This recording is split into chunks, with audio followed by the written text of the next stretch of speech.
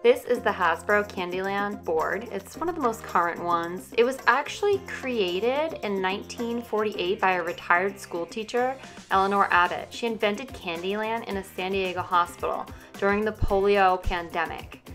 She was just trying to bring some happiness and excitement during the pandemic. So I got inspired to make one during the COVID pandemic.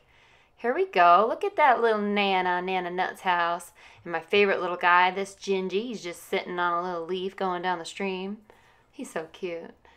And I used a lot of fondant in this, a lot of icing, and I even made that edible fence there. I used Rice Krispie treats a lot. And then if you look at the start of this path, I got a ton of rock candy. I built it up, put a little Gingy hanging out there. Then we go into Peppermint Forest, where I used a lot of frosting and some peppermint sticks and little peppermint swirl candies, obviously.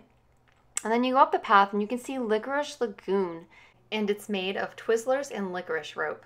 Over here I use 6 slits for the little bushes, and those edible flowers you see everywhere, that's fondant and sprinkles in the middle to add a little color. Then up at Lollipop Palace, I used a ton of different lollipops. Over to King's Castle, which is all fondant wrapped Rice Krispie treats. Into Frosted Palace, which is actually not ice cream. I made it look like ice cream though. That was meringue puffs. And then I'm going to go back to the start so I can do one more walkthrough before I get into the details of how long it took, what it took, how big this is, and all the other little details that went into this awesome game. This ended up taking me over 32 hours to make. And here's how it was made. First, we got a giant piece of cardboard, covered it with a blue plastic disposable tablecloth. Then we laminated colorful cardstock and cut it up to size. We also printed all the game board people and signs. We thought about using wafer paper, but I worried it would just disintegrate into the frosting. I then frosted each tile into place. And my wonderful niece, Maya, and my husband also helped with crafting a lot of this with me. I really couldn't have done it without them. It ended up taking me 6.5 pounds of buttercream to frost this board and use it in other places too. Insane, huh? On to Peppermint Forest. I laid down some buttercream frosting, and then I used melted white chocolate to get the peppermint candy cane sticks to stand up, and then I used compressed air to keep them in place. Welcome to Nana's house. So that is a real peanut butter cup path, and the fence in the back is chocolate fondant and real peanuts that my niece helped make. The bottom part of the house is fondant wrapped around Rice Krispie treats. The top of the house is a cake. It's already starting to kind of sink in there a little bit. It's not lasting very long. And I wrapped that in chocolate fondant. Then I took actual food coloring on white fondant to make the house and window detail.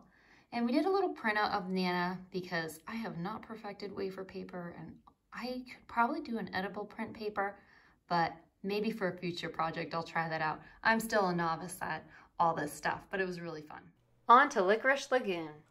Getting the Twizzlers to stand up was hard. I had to poke holes in the board with a skewer first, and then I placed a toothpick at the bottom of the Twizzler and then into the board to get them to stay. They naturally started to hang over within time, and then I used cut up pieces of Twizzler around the rest of it and a bunch of licorice rolls. Here I'm placing things on the board to see where they should go. When I made those castles, they were very challenging. They're made out of Rice Krispie treats and fondant and actual ice cream cones at the top. And now on to the game pieces. I baked gingerbread people, then after it cooled overnight, I wrapped them in colored fondant.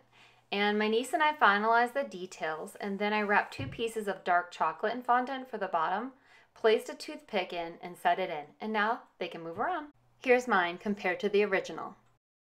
This is a picture I took on day 1 that isn't even enough of what we used. We had to go to the store a few more times. Overall, it took approximately 2 pounds of candy, 2.3 pounds of Rice Krispie treats, and 4.5 pounds of fondant. The Candyland board game is 17 by 15 inches. My giant one is 48 inches long. That's 4 feet and 33 inches wide. And that was the tour of the giant, edible, playable Candyland. Watch in our next video as we reveal the Candyland board game to my son. And we're gonna link to my new kids YouTube channel where my son and I explore a lot of things, and it's all about learning and having fun. Thank you so much for watching. I really hope you enjoyed this. Subscribe to see even more Candyland series videos.